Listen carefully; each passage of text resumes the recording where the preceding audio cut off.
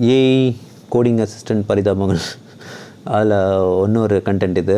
நான் பார்த்த வரைக்கும் என்னென்னா, நீங்கள் தயவுசெய்து ஏஐ கோடிங் அசிஸ்டன்ட் யூஸ் பண்ணுறீங்கன்னா உங்களோட கிட்டப் ரெப்போ பக்காவாக வச்சுங்க. எந்த டைமில் உங்கள் அப்ளிகேஷன் ஸ்டேபிளாக இருக்கோ ப்ராப்பராக செக்இன் பண்ணி போட்டுருங்க. அதுக்கப்புறம் அது கொடுக்குற சேஞ்சில் சில டைம் அப்ளிகேஷனே கொலாப்ஸ் ஆகிடும். நான் பார்த்த சில ரெடிட்லலாம் கதறாங்க, ஃபுல் அப்ளிகேஷனை ஸ்க்ராப் பண்ணி தூக்கி போட்டு போன கதையெல்லாம் இருக்குது.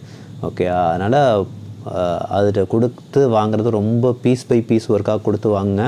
சில டைம்லாம் அது ஒர்க்கை முடிச்சுட்டு கேட்கும், நான் இதெல்லாம் முடிச்சுட்டேன், ஒன்றும் மற்றதெல்லாம் நான் உனக்கு செஞ்சு தருவேன், அதை மாற்றி தருவேன், அதை மாற்றி தருவாங்க. எஸ்ன்னு சொன்னிங்கன்னா போதும், அப்படி பக்கமாக சேஞ்ச் விட்டிங்க, உங்கள் டோக்கனை குடிச்சிட்டே இருக்கும். முடிச்ச பிறகு பார்த்திங்கன்னா அப்ளிகேஷன் ஒர்க் ஆகுது, நீங்கள் பண்ண ஸ்க்ரீன் மாறி போயிடும். அப்புறம் நிறைய விஷயங்கள் சொதப்பிட்டுரும். ஸோ அப்போ வந்து நீங்கள் ஏற்கனவே செக்இன் பண்ணி வச்சுருந்த கிட்டப் தான் உங்களை காப்பாற்றுமே தவிர இதில் போய் ரிவர்ட் பண்ணுறது கஷ்டம். எஸ், கிளைண்ட்லாம் கொஞ்சம் வந்து ரிவர்ட் பண்ணுறதுக்குள்ள ஆப்ஷன்ஸ்லாம் வச்சுருக்கானுங்க. பட் எனக்கு தெரிஞ்ச இந்த கர்சரு இல்லைலாம் இது கிடையாது. அதனால் கிட்டப் ரெப்போ ப்ராப்பராக வச்சுங்க, அதுதான் உங்களுக்கு பாதுகாக்கும். இல்லைனா இது பண்ணுற அட்டூழியம் தாங்கலை.